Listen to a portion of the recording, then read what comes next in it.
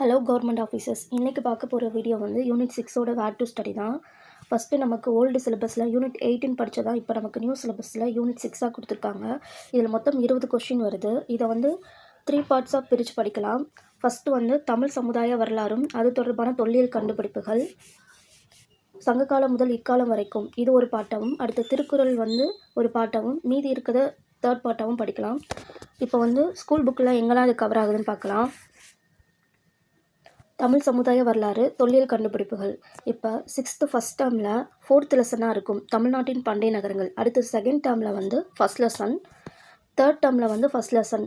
Third டேர்மில் வந்து பண்டைய கால தமிழகத்தில் சமூகமும் பண்பாடும் அதில் சங்க காலத்தை பற்றி கொடுத்துருப்பாங்க. 9th ஃபஸ்ட் லெசனும், அதே இது 9th தேர்ட் லெசனும், அடுத்து 11th வந்து செகண்ட் லெசனும். அதில் வந்து பண்டைய இந்தியா, செம்புக்காலம், பெருங்கற்காலம், இரும்புக்கால, வேதக்கால பண்பாடுகள் அந்த லெசனும். அடுத்து அதே 11th வந்து லெசன் 5, 6, 9 இந்த 3ம் கவர் ஆகும். திருக்குறள் வந்து 6th 12th வரைக்கும் இருக்கிற ஸ்கூல் புக்கில் கொடுத்துருக்க எல்லா திருக்குறளும் நம்ம பார்த்துக்கணும்.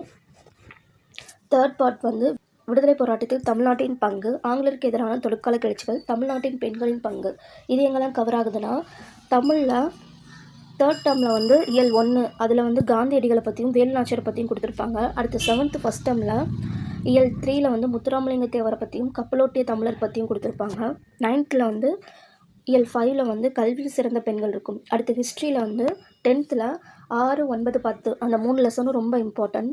இந்த 3 லெசனும் ரொம்ப இம்பார்ட்டன்ட். அடுத்து 11th வந்து ஆங்கிலேய ஆட்சிக்கு எதிரான தொடர்கால எதிர்ப்புகள் 18வது பாடமும்.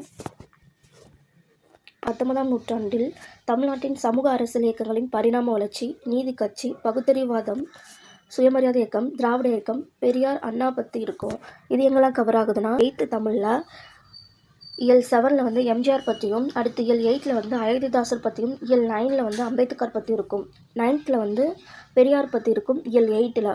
அடுத்து ஹிஸ்ட்ரியில் பொறுத்த வரைக்கும் 10th வந்து லெசன் 5, 9, 10 இந்த 3 லெசனும் ரொம்ப இம்பார்ட்டன்ட். அடுத்து 11th வந்து 13வது பாடம் சமூக நீதி இதுவும் ரொம்ப இம்பார்ட்டன்ட். 12th வந்து 7வது லெசனாக இருக்கும் சமூக சமய சீர்திருத்த இயக்கங்கள். அடுத்து 11th ஹிஸ்ட்ரியில் வந்து 19வது பாடம் நவீனத்தை நோக்கி.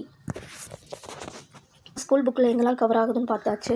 நீங்கள் இதை மட்டும் படித்தாலே போதும். நம்ம வந்து ஈஸியாக வந்து 20 கொஷினுக்கு 20 கொஷின் நம்மளால் கண்டிப்பாக போட முடியும். அது போக அவுட் ஆஃப் சோர்ஸாக வந்து தெரிஞ்சுக்கணும் அப்படின்னா ப்ரீவியஸ் இயர் கொஷினை வந்து ரெஃபர் பண்ணாலே போதும். இந்த பார்ட் வந்து ரொம்ப ஈஸியான பகுதி தான். யூனிட் 6 பொறுத்த வரைக்கும் நமக்கு நிறைய கொஸ்டின் வர ஏரியா, ப்ளஸ் ஈஸியாகவும் நம்ம வந்து ஒரு 10 டேஸ்லேயே வந்து கம்ப்ளீட் பண்ணக்கூடிய ஏரியா தான். நெக்ஸ்ட் வீடியோவில் பார்க்கலாம். தேங்க்யூ.